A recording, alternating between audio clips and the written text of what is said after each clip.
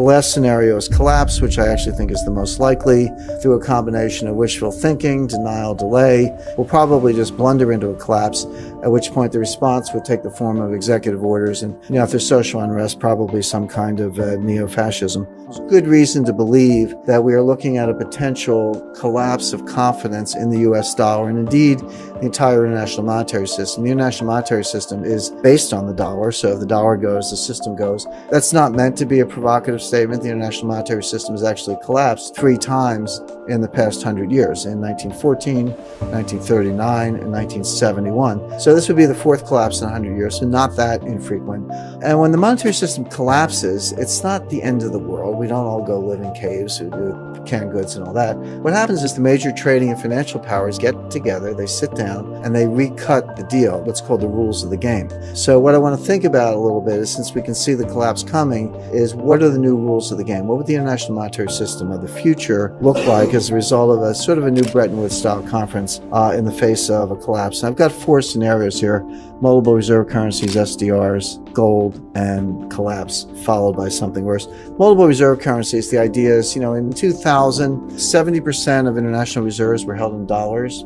Today, that number is 60%. It's trending down. So imagine a world where the dollar goes below 50%. Maybe it's 45 or 40%. The euro comes up. The Australian dollar and Canadian dollar were just recently admitted by the IMF as official reserve currencies, so they have a larger role. And we end up in the situation where, you got a whole bunch of reserve currencies. I call it the kumbaya solution. We all just get along. This won't work. This is unstable because there is no anchor. There's no gold. There's no dollars. So instead of one central bank behaving badly, you'd have 5 or 6 or 7 behaving badly. I think this would exacerbate rather than mitigate the currency wars. The next one, this is the one preferred by the elites. When I say elites, it's not a deep, dark conspiracy. Finance ministers, treasury secretaries, academics, central bankers, other policymakers. This is the SDR. The SDR is a special drawing right. It's understood by very few people, but it's unbelievably simple. The way to understand it, the Fed has a printing press. They can print dollars. The European Central Bank has a printing press. They can print euros. And the IMF has a printing press. They can print SDRs. And that's all it is. It's world money.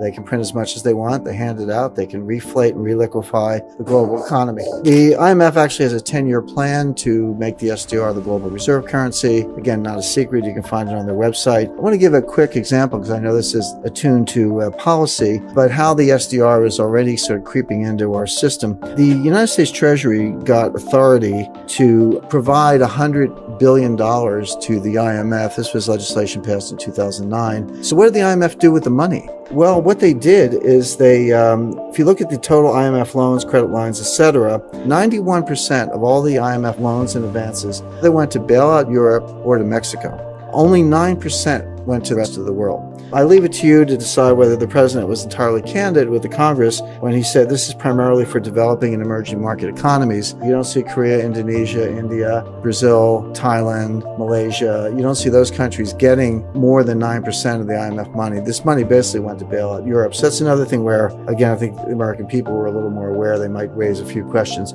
Third outcome is the gold standard. I'm just going to go through this very quickly. All gold standards are a relation between paper money and gold. But you have to ask yourself a couple questions when you set up a gold standard. First one is, what's your definition of money? Because we have M0, M1, M2. These are technical definitions. They're all different. So you have to pick one of those to be your money. The second one is, what's the proper reserve ratio? Do you need 100 cents on the dollar of gold to back all the paper money? Well, a lot of gold bugs would say yes, but historically that's not true. England ran a very successful gold standard in the 19th century with 20% backing. The United States, through most of the 20th century, was on a gold standard with 40% backing. So history says you can have 20 or 40% backing, and that works just fine. Third thing is which nations are included. The simplest way to understand that, the U.S. could do this on its own, but it would be a blunder, because if we had a gold standard, a dollar backed by gold, and we were the only one doing it, all the other currencies in the world would essentially be worthless. Nobody would want anything other than dollars,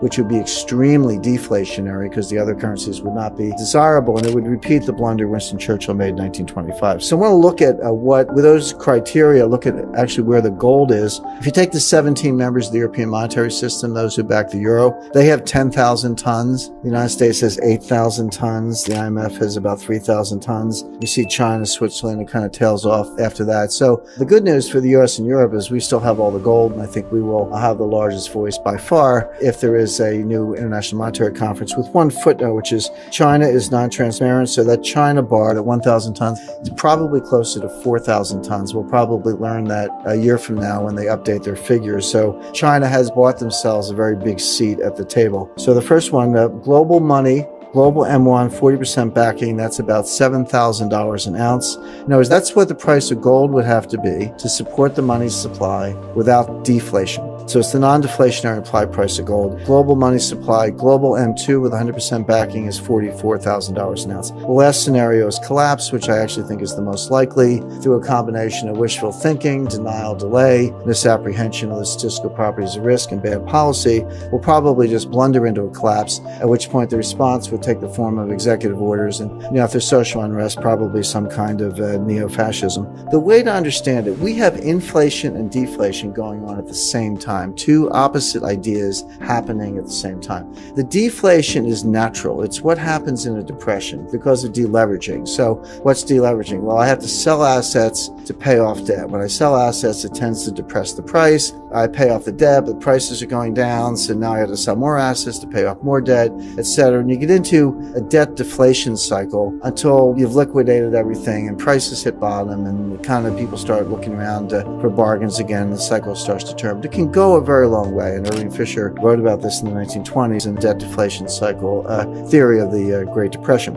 But opposing that, we have inflation coming from policy. What's actually going on is we have sort of a notional 5% deflation and a notional 5% inflation, the deflation from deleveraging, the inflation from policy, and they're pushing against each other, and they're canceling each other out. But it's not stable. You've got these two forces, and one of them is going to prevail. It's going to snap. And it could snap either way. It could go into much more rapid inflation or much more serious deflation. Kind of the monetary policy roots of this. Here's the basic statement of the quantity theory of money. Now, you all learned this in your first week of macroeconomics, but the equation is MV equals PQ. M is your money supply. V is the velocity. Velocity is just the turnover of money. So, I go to the bar tonight and I leave a tip, and the bartender takes the tip and takes a taxi home, and the taxi driver takes the fare and puts gasoline in his car. That dollar has velocity of 3 because $1 supported $3 of goods and services, the tip, the taxi, and the gasoline. But if I stay home and don't spend any money, my money has velocity of 0. So, and I remind people, $3 trillion times 0 is 0. In other words, if you don't have velocity, you don't have an economy. So basically, money supply, how much money is there, times velocity, how quickly is it turning over, equals the nominal GDP, the gross dollar value of all the goods and services in the economy. And nominal GDP has two parts.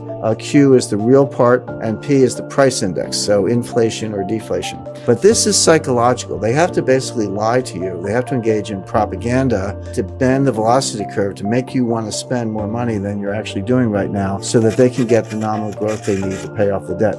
So how do you bend the velocity curve? What is the policy here? And as I mentioned, it's an exercise in propaganda. Two ways to do it, two tools, that is. The first is negative real rates. Negative real rates is when inflation is higher than the nominal rate.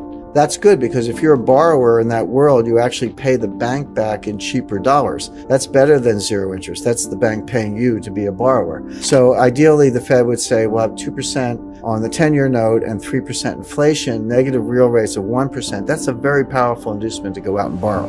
The other thing they want to do is deliver an inflationary shock. If I promise you 2% and I deliver 2%, there's no change in behavior. I've exactly met your expectations, so there's no reason for you to change your behavior. What I have to do is lie to you. I have to tell you 2% and deliver 3%. That's a shock. Now you're like, oh, gee, inflation's out of control. Better go buy a house, buy a car, buy a refrigerator, do whatever. So that changes behavior. So 3% inflation with 2% or 2.5% on the 10-year note is a negative interest rate, which is a powerful inducement to borrow. And it's also an inflation shock, which is a powerful inducement to spend. And the idea of 3% inflation is to get the borrowing and the lending and spending machine going again, try to get nominal GDP back to trend, make it self-sustaining, withdraw policy, substitute real GDP for nominal GDP, get real GDP back to trend, and we all live happily ever after. This is what the Fed is trying to do. They're going to fail, but it's important to understand what they're trying to do, why they're trying to do it.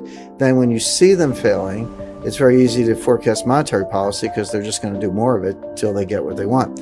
Why do they have to get this? Well, why do they have to have inflation? What's wrong with a little deflation? Well, here's what's wrong with it. This is actually the Fed's worst nightmare. The government, in economic theory, inflation and deflation, prices are going up, prices are going down. So what? You get a raise or you don't get a raise, or you get a little benefit, or they're winners and losers. It would seem like a normal economic process. But the government's view of inflation, deflation is asymmetric. They have to have inflation. They cannot have deflation. They can't tax it. So imagine you make $100,000 a year, and your boss gives you a $10,000 raise and prices are constant. Okay, so you just had a $10,000 increase in your real standard of living. You got $10,000 more and prices are the same. Except what happens? Well, the government comes along and takes half. They take $5,000 and you get the other $5,000. But imagine an opposite case. You're making $100,000 a year, you don't get a raise, but prices drop 10%.